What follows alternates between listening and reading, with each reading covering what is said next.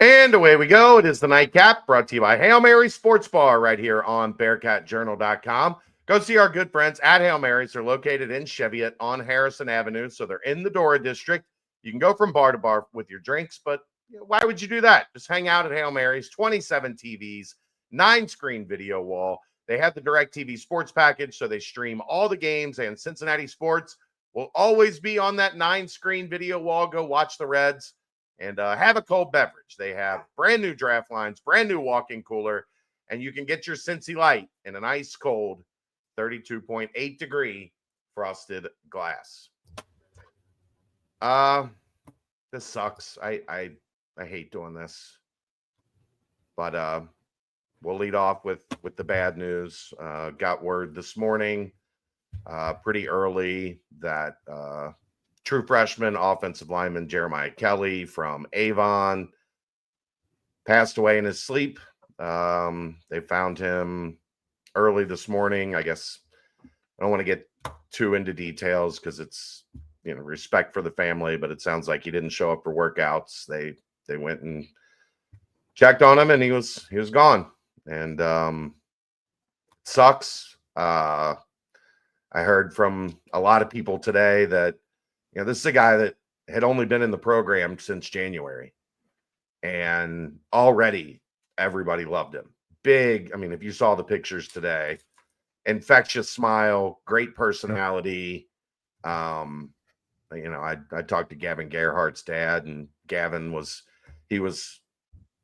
taking a lot of reps as like the second team center. They were kind of training him to be, maybe the potential center of the future when Gavin exits the program. So, Gavin was broken up about it. Gavin's dad was broken up about it. And you just don't see many guys that come in right away that impact that many people. And, we talked about him last night.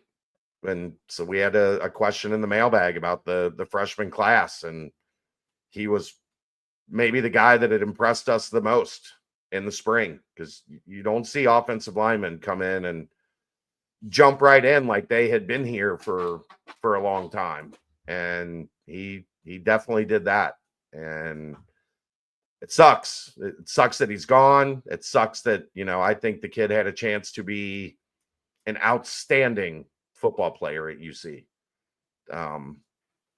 And snap of a finger. And I texted with Nico today and reached out to him and some of the recruiting guys that obviously knew Jeremiah really well. They're all pretty devastated because he's a great kid, and had a very bright future. And I think this is one that it's going to take him a little while to get over this one, because I think he had already gotten to the point where he was ingrained in the culture and meant a lot to the offensive line room and to his teammates. And sucks. I will say, hat tip to in part the UC community. I'm sure a lot of it is Avon and his high school community, where they won a state championship last year. And he was, if you see some of the tweets from up there today, how much he was loved in the Avon community. But his GoFundMe is already over $50,000. If you have a chance to help, I can speak from experience how much those help when you're trying to plan a funeral and, not having to worry about the financial aspect of everything that you're going through takes away a lot of that burden. So the GoFundMe is in my on my Twitter profile. Just scroll down a little bit and you can find it, or just look up Jeremiah Kelly and it'll be there. But sucks, man. It's a heavy day. It's a very heavy day because this was one that hit pretty hard. It's a terrible way to start the day. It's a terrible way to end in spring, especially with this kid standing out as much as he had. You can't imagine what the family's going through.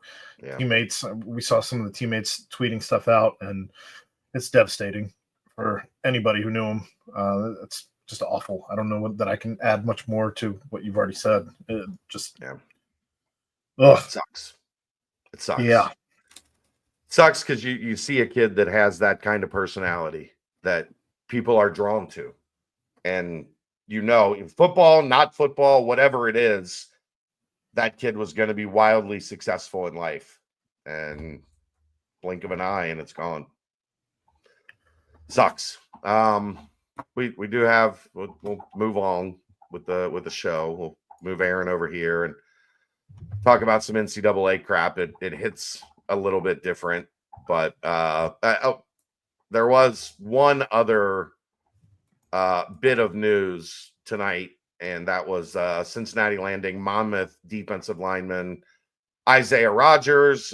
We had talked about in the spring there was going to be an opening in the middle of the line to back up Dante Corleone with Cam Rutherford being out. They're hopeful he can be back towards the end of the football season. I think it's probably unlikely. So they were going to need to go get some depth at the defensive tackle position. They think they found that with Rogers, who had some success at Monmouth and is hopefully a guy that not only can help out with that this year, providing some depth behind Corleone, but also a guy that can maybe help a little bit down the road. I think he's got 2 years left. We found out last year you can never have enough defensive line depth, and as guys through fall camp are falling off left and right. So that's a good thing to have another guy in the fold at that defensive line spot. Yeah, 6'2", 300 pounds. So, a little bit of a space eater in the middle of the defense. So that's they're 3 for 3, Aaron. I think they've had 3 guys in the spring transfer portal for visits. Isaiah Gibson, the linebacker. Daryl Gibson, the linebacker, and then Joe Cotton, and now the third one with Isaiah Rogers. So pretty good success rate for Jack Griffith and Zach Grant, going 3 for 3 so far in the spring window. What did we tell you? Left tackle, depth at defensive line, defensive tackle, and a linebacker that was young that could give them, a guy that they get in the system so they don't have to go out and find multiple linebackers in the portal next winter. What have they landed? Left tackle, somebody to back up Dante, and a young linebacker that they're high on for the future. It's almost like we're pretty good at this, Aaron. It's almost like we're pretty good at this. We do try. I would also, we didn't think at the time wide receiver, but with Tony Johnson leaving, I wouldn't be surprised to see a depth piece added at wide receiver as well. We'll see what happens. All right. That said, take it away.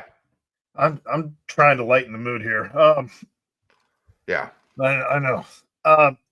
So easy. we saw Nico Iamaleava leave Tennessee last week. He ends up at UCLA.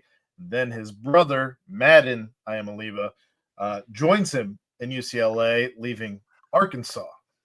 Should they change their last name to I am a leaving?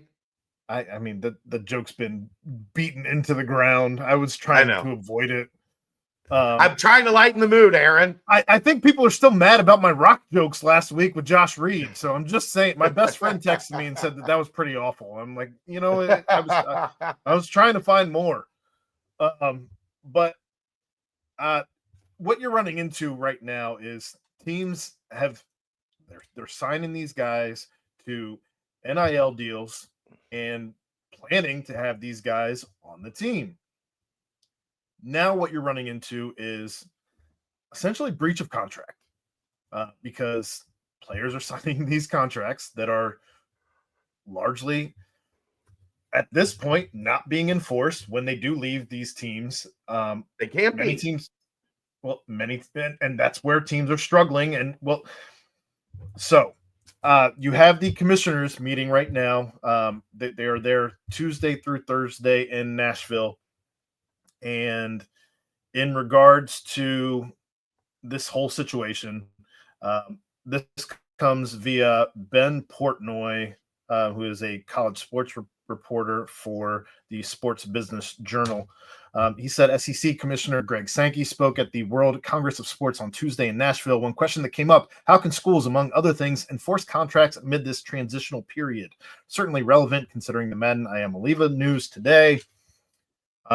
And Greg Sankey said, you're seeing now over the issues of contract law that are on full display now. What are the second and third order effects? Legal minds can debate that. One of our realities now is anybody with a law degree and a Twitter account is like an expert. They put something out and I'll have a university president send it to me. It doesn't mean it's right. It's an opinion. You go back and you're going to deal with issues around agreements that are signed. Are they enforceable in this environment? Are they enforceable under the law? And that's to be determined. Arkansas is they put out a statement today in regards to this entire situation. Where is it here? It is. I have spoken with the leadership team at Arkansas Edge and expressed my support in their pursuit to enforce their rights under any agreement violated by our student athletes moving forward. We appreciate Edge's investment in our student athletes and acknowledge the enforcement of these agreements is vital in our new world of college athletics. We look forward to continued dialogue with all parties in resolving these matters. So they're going to essentially go after athletes who do breach this contract. I don't know what the answer is. It's a mess. And again, this is the NCAA's doing because they could have gotten out in front of all of us. It's going to change now that these contracts will be with the school. Why they weren't enforceable before, because of the way that the NCAA screwed this up, is that the contracts were with third-party name, image, and likeness collectives that aren't allowed to be the contracts aren't allowed to be affiliated with the school. So there couldn't be language in the contract that said, you get this money for coming to school XYZ, and if you leave school XYZ, you forfeit the money or you have to pay the money back, or there couldn't be any language really that connected the player to his admission or whatever you want to call it, his status as a student athlete at said school. Now that we are getting into the contracts that are going to be directly coming from the school for revenue sharing, those will be enforceable because those will be connected to, they're coming from the school. So you're going to have to be a student athlete at said school to get your money. That's my view on it.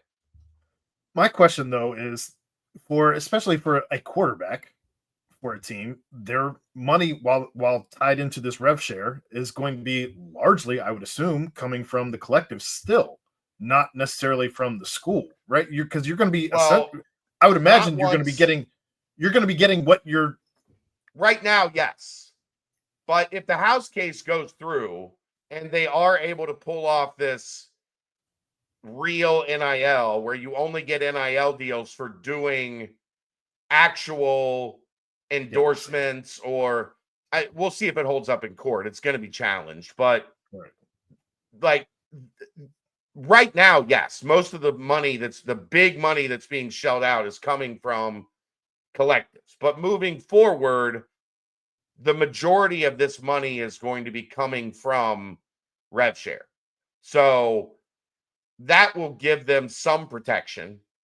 But right now, they're not allowed to they're not allowed to give money with any stipulation that ties the kid to the school. You're not allowed, it's technically not allowed. I guess so then there's no legal recourse for when the kid leaves. I would just be surprised if, again, especially at a quarterback position, because that's going to probably be the highest paid position on most teams. Sure. I'd still be surprised if NIL is not putting them way above board than the guys next to them in the locker room. I don't know. Sure, but somebody has to pay. Like, you have to sign an NIL contract, and it has to be deemed fair market value by this outside entity that's being put in place by the NCAA going forward, starting whenever this house case is the settlement is agreed upon. I also wonder if this that will opens change. I also wonder if this opens the door for buyouts. We've had some different coaches talk about buyouts in post-game pressers or different press conferences when asked about players leaving their system. If you have an NIL deal that you've signed and you want to leave the school, if another school is offering to buy them out, maybe that changes some things up to where you're able to do that. Well, I think that'll be part of rev share. Like, if you sign a multi-year deal and there's a buyout to get you out of that second year, the school that you're going to is going to have to buy you out. And that's